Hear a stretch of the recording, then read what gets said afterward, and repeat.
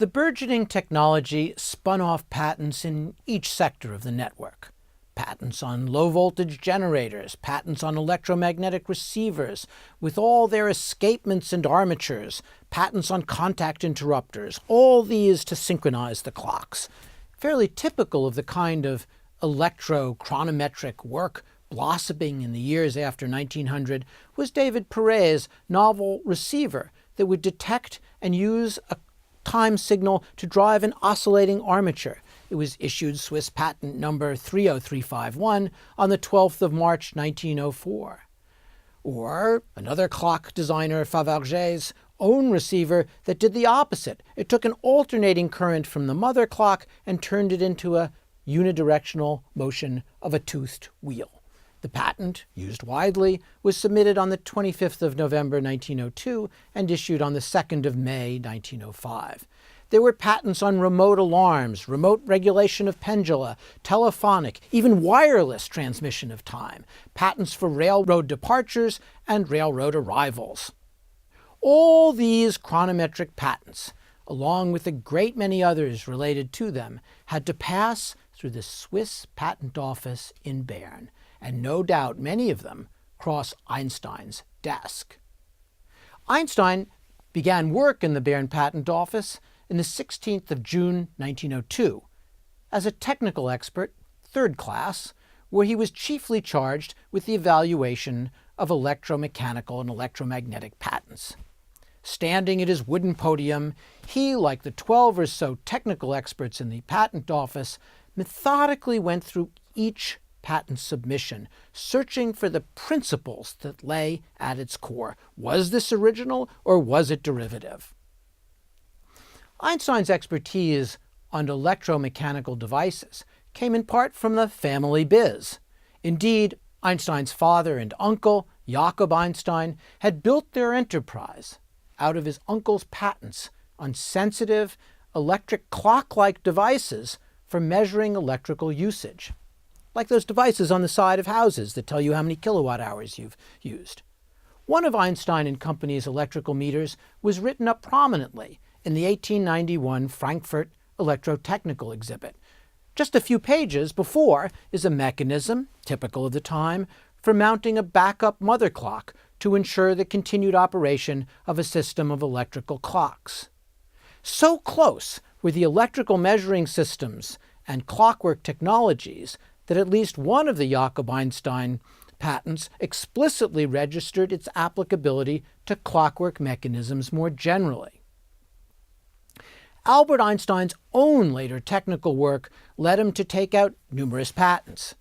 He did much work on what he called his Maschinchen, the little machine, a device for measuring very small electrical charges, and his studies of the Einstein-de Haas effect, which had to do with the nature of atoms that he thought had orbiting electrons around them that made up magnetism in permanent iron-based magnets. All that began with his studies on patents for gyroscope-based compasses.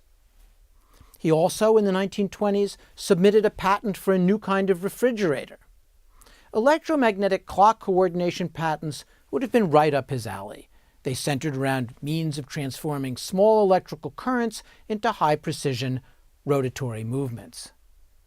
Now, heading the patent office during Einstein's tenure was a man named Friedrich Haller, a stern taskmaster to his underlings.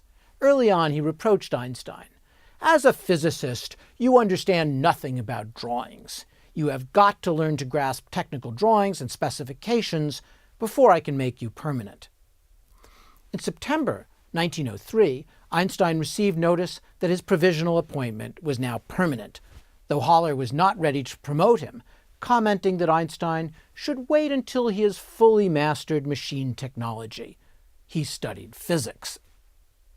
That mastery came as Einstein plunged himself into the critical evaluation of the parade of patents that marched before him. By April of 1906, Einstein seems to have persuaded the authorities, and Haller in particular, that physics notwithstanding, he had indeed mastered the technology, and he was promoted to technical expert second class. Haller now judged that Einstein, as he put in a report, belongs to the most esteemed experts at the office. Einstein's window on the electric clock, the electrochronometric world, came at a crucial time. For despite General von Moltke's resounding support and the undamped enthusiasm of the one-world time advocates, one of HIP's chief engineers, the man who effectively succeeded HIP at the helm of HIP's company, Albert Fabergé, was not at all content. At the 1900 Exposition Universelle, the International Congress on Chronometry met to discuss the status, among other things, of clock coordination efforts. You don't have to run long errands through Paris, Fabergé said, to notice numerous clocks, both public and private, that disagree. Which one is the biggest liar? In fact, if even just one is lying, one suspects the sincerity of them all. The public will only gain security when every single clock indicates unanimity at the same time, at the same instant. How, he asked, could it be otherwise? Trains barreled through the countryside on single tracks, and an error of timekeeping could and did lead to calamity. Remote time regulation, merging observatories, railroads, and telegraphy were all that stood between a smooth ride and a heap of smoking debris. Time went up for sale, and astronomers, telegraphers, and clockmakers all profited as they sent time coordination down the railway lines. The first time zones, as we've seen, were those long, thin territories carved by steel tracks, Fabergé. The non-automatic, the most primitive, yet the most widespread version, is the direct cause of the time anarchy that we must escape. Time anarchy.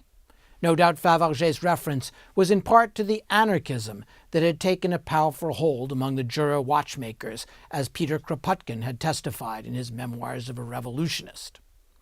Should we be able to escape from this dreaded anarcho-clockism, we would have a chance to fill a great lacuna in our knowledge of the world. Tied in part to Fabergé was a company that aimed to synchronize Bairn's own clock network. When on the 1st of August 1890, Bairn set the hands of coordinated clocks in motion, the press hailed it as a revolution in clocks. This was headline news, a great piece of modern technology. It must not be forgotten that from many places in Bern, you can clearly see several grand public clocks. When that August, they all began running in step, time order became visible, and time anarchism was conquered.